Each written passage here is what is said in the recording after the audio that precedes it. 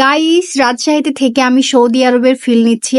কি যে গরম! এই গরমে ঠান্ডা ঠান্ডা শরবতই আমার একমাত্র ভরসা। ফ্রিজ খুঁজে খুঁজে এইটুকু মাংস পেয়েছি। এখন এইটুকু মাংস দিয়েই আমাকে 2টা আইটেম রান্না করতে হবে। রাতে খাবার জন্য দেখি কোনো খাবারই নাই, তো এইটুকু মাংস পেয়েছি, একটু বিরিয়ানি রান্না করব। আর মেয়েটা চিকেন ফ্রাই খেতে চেয়েছে, তাকে চিকেন ফ্রাই বানিয়ে দিব। চালটা ধুয়ে পানি ঝরাতে দিয়ে দিলাম, আলুটা কেটে ভাজতে দিয়ে দিয়েছি, আর অল্প একটু রসুনও বেটে নিয়েছি। এখন আমি চিকেন ফ্রাই যেটাতে বানাবো সেটাতে আদা রসুন বাটা এগুলো দিলাম। একটা ম্যাজিক মশলার অর্ধেকটা আমি মাংসের মধ্যে দিলাম। এখন দিলাম সয়া সস আর ডিমটাও ফাটিয়ে দিয়ে দিব। তারপরে সবগুলোকে একসাথে ভালো করে মাখিয়ে রেখে দিব রেস্টে। একটু করে গোলমরিচের গুঁড়া, তারপরে হলুদ ধনিয়া এগুলো গুঁড়াও আমি দিয়েছি। আটার মধ্যেও কিন্তু গুঁড়াগুলো আমি দিয়েছিলাম। চিকেন ফ্রাই আমি আজকে ফার্স্ট টাইম বানাচ্ছি। আমি ইউটিউব দেখে একসময় অনেক খাবার বানাইতাম, তবে বানাইতে যে আমার যা হাল হইতো, তারপরে আমি আর ইউটিউব দেখে কোনো কিছু বানাইতাম না। মাংসের পিসগুলো আমি কোটিং করে নিয়েছি। এখন আমি এগুলোকে তেলে ছেড়ে দিব। আর জালটা কিন্তু খুবই লো হিটে দিয়ে রেখেছি। আমার কল্পনা তো ছিল না যে আমি চিকেন ফ্রাই ফার্স্ট টাইমে এত ভালো বানাতে পারবো। আমার মেয়েটা পুরোটাই খেয়ে ফেলেছে, অনেক মজা করে খেয়েছিল। আমি একটু টেস্ট করেছিলাম, খেতে সত্যি দারুণ হয়েছিল।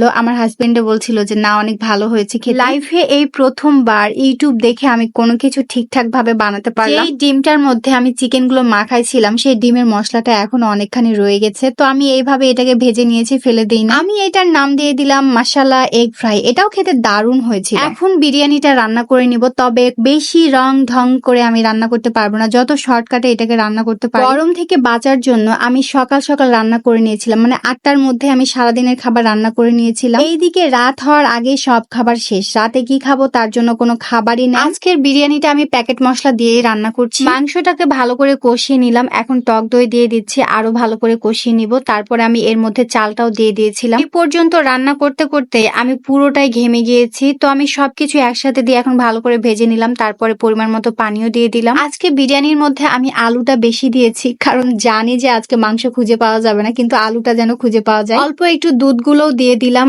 আর এখন আমার বিরিয়ানিটা প্রায় শেষের পথে, মানে রান্নাটা হয়ে আসছে আলহামদুলিল্লাহ। এখন আমি রান্নাঘর থেকে বেরোতে পারবো, তো এটাকে আমি দমে রাখতে দিয়ে দিলাম। মন মেজাজ মাথা সবকিছু আমার গরম হয়ে গেছে, তার উপরে ওয়েদার তো গরম আছে, তো ঠিক করলাম একটু ঠান্ডা ঠান্ডা শরবত বানাই, না হলে আমার মাথা ঠিক হবে না। গরম আসলে রাজশাহী আর রাজশাহী থাকে না, সৌদি আরব হয়ে যায়। কোনো শরবতের মধ্যে লেবুর রস দিলে খাইতে আরো 4 গুণ বেশি ভাল লাগে, কিন্তু লেবু চাপতে চাপতে চাপতে আমি শেষ হয়ে যাচ্ছি, কিন্তু লেবুর মধ্যে থেকে এক ফোঁটা রসও বেরোচ্ছে না ভালো করে। নেহাত আমি খুবই ভালো একটা মানুষ, এই জন্য রাগ করতে পারি না, হাসি মুখে সবকিছু মেনে নিই। ঠান্ডা ঠান্ডা বেলের শরবত কার কার পছন্দ বলেন দেখি। আমি 1 চামচ বেলও দিয়ে দিলাম, নরমালে রাখা ফ্রিজের পানিও কিছুটা দিলাম, আর কয়েকটা আইস কিউবও দিয়ে দিলাম। আপনাদের ফ্রিতে একটা টিপস দিই, যে কোনো শরবত বানানোর পরে আরো একবার ছেঁকে নেবেন, তারপরে খাবেন, দেখবেন অনেক ফ্রেশ লাগছে। তো গাইস, সবাই ভালো থাকো, সবাইকে টাটা।